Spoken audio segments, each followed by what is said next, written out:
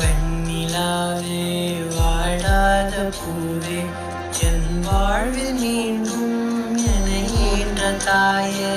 கண்ணோடு இமையாய் சுகமான சுமையாய் இரு கையில் ஏந்தி